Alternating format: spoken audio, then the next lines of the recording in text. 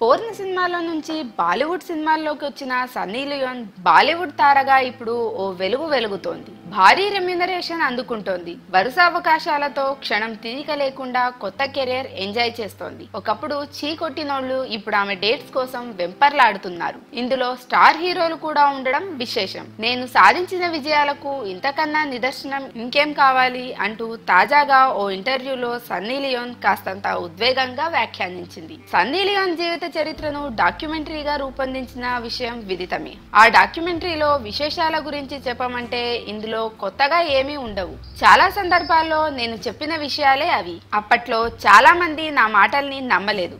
ఇప్పుడు నేను బాలీవుడ్లో సక్సెస్ అయ్యాను గనక అవన్నీ నిజమని నమ్ముతున్నారు అంటూ తనదైన స్టైల్లో సమాధానం ఇచ్చింది సన్నీ లియోన్. ఇంట్లో చెప్పకుండా న్యూడ్గా ఫోటోలకు ఫోజులు ఇవ్వడం, పోర్న్ సినిమాల్లో నటించడం, ఆ తర్వాత ఇంట్లో తెలిసి చిన్న గొడవ అవ్వడం, ఆ తర్వాత తల్లిదండ్రులు తనను అర్థం చేసుకోవడం, ఇవన్నీ నిజాలేనని సన్నీ లియోన్ చెప్పుకొచ్చింది.